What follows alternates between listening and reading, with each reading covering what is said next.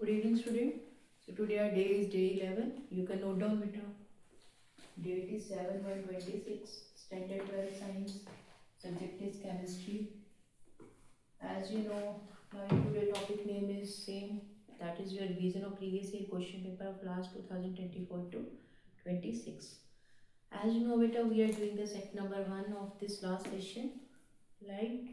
In my last video, beta, I explained the section C part of your this same set 1, in which I explained the last question is the 24th question. Today I am going to continue from the 25th question. So just take a look here.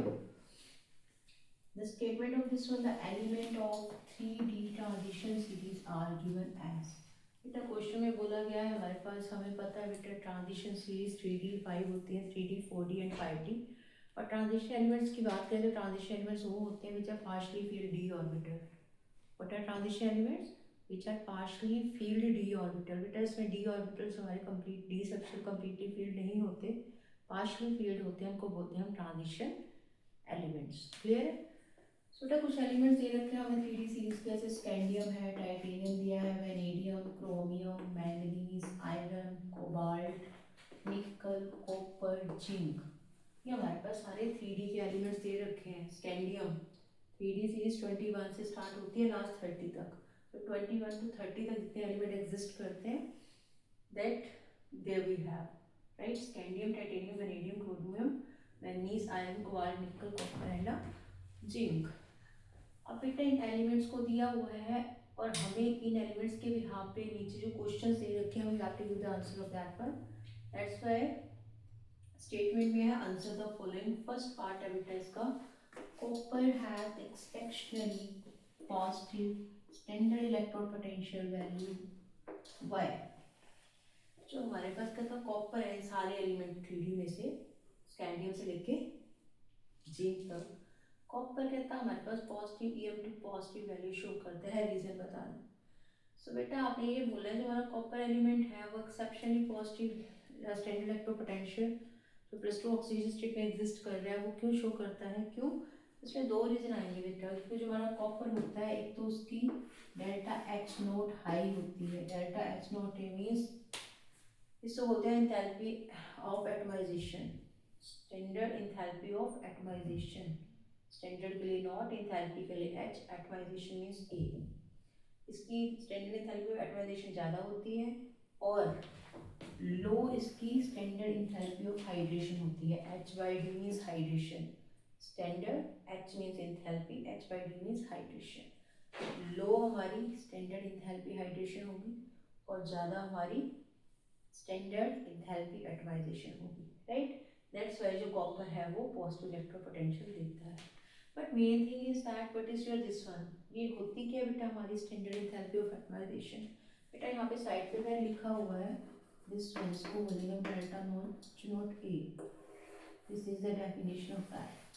Delta H naught A mean standard enthalpy of atomization वो होती है जिसमें हम किसी भी element को उसकी solid form से क्या बनाते हैं, गैसेस फॉर्म में कन्वर्ट करते हैं, उस टाइम कितनी एनर्जी की जरूरत पड़ती है उसको हम बोलते हैं enthalpy of atomization. How much energy is required to convert your solid state element into the gaseous one. आगे समझ में? That's why I have written here requiring much energy. कितनी एनर्जी चाहिए किसके लिए? To form the gaseous atom. Solid में दे रखा है आपको गैसेस में बनाने के लिए कितनी एनर्जी चाहिए, उसको बोलते हैं एंथैल्पी ऑफ एटमाइजेशन।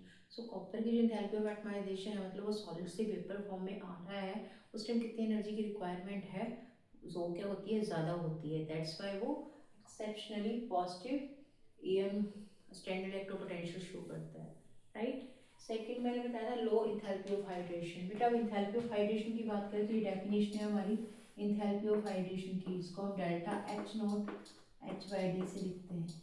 क्या होती है enthalpy of hydration? Enthalpy of hydration हमारी बेटा वो होती है जब हम गिवन कोई भी हमारे पास जो आयंस एग्जिस्ट करते हैं, यहाँ पे ऐसे EM2 पॉजिटिव मतलब कॉपर 2 पॉजिटिव की बात कर रहे हैं।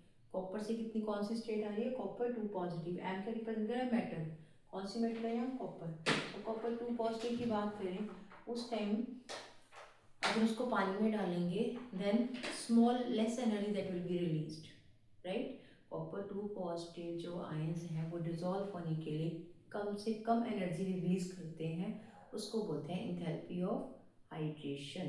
गेटिंग? सो कॉपर 2 पॉजिटिव आयनिक फॉर्म में और कम एनर्जी कर रहे हैं, मतलब मीन्स उसकी इंथैल्पी ऑफ हाइड्रेशन कम हुई और उनको ज़्यादा एनर्जी चाहिए होती है वो सॉलिड से वेपर फॉर्म में अपने गिवन एलिमेंट को कन्वर्ट करने के लिए, उसको बोलते हैं enthalpy of atomization. So enthalpy of atomization ज़्यादा होने की वजह से और इंथैल्पी ऑफ हाइड्रेशन कम होने की वजह से जो हमारा कॉपर होता है that has exceptionally positive standard electrode potential. That's the reason. Getting? I hope you understood here this first part of this question. Come on the second one now. Which element is a strong reducing agent in +2 oxygen state and why? Among all these, from scandium to zinc. Scandium से लेकर zinc के बीच में बेटा कौन सा element जो है वो किसका काम कर रहा है? स्ट्रॉन्ग रिड्यूसिंग एजेंट का काम कर रहा है। कब? +2 ऑक्सीडेशन स्टेट में। और वाई? कौन सा एलिमेंट से? तो बेटा आप आंसर देखेंगे तो क्रोमियम आएगा। क्यों क्रोमियम आ रहा है? क्योंकि बेटा यहाँ क्रोमियम की अगर मैं बात करूँ, उसने कौन सी स्टेट बोली है इसमें बेटा? I am going to underline that one +2। Chromium +2 में 3d4 कॉन्फ़िगरेशन शो करेगा। वैसे बेसिकली क्रोमियम का 24 होता है ना, इसकी कॉन्फ़िगरेशन रहती है बेटा 3d5 4s1, बट उसने अकॉर्डिंग टू क्वेश्चन +2 बोला है, दैट मीन्स एक इससे गया एक इससे गया तो 3d4 हुई। ठीक है, बट अगर हम बात करें 3d4 की, आगे फर्दर अगर ये एक इलेक्ट्रॉन और लूज कर दे तो 3d2 में आज 3d किस में आ जाएगा? सॉरी ये क्रोमियम +3 में, और इसकी कॉन्फ़िगरेशन क्या रह जाएगी? 3d3, right. और अगर हम ऑक्टाइडल कॉम्प्लेक्सेस की बात करें तो हमें पता है ऑक्टाइडल कॉम्प्लेक्सेस में जो डी ऑर्बिटल की स्प्लिटिंग होती है वो 2 बेस में होती है, that makes a 2 set T2G and Pg, right.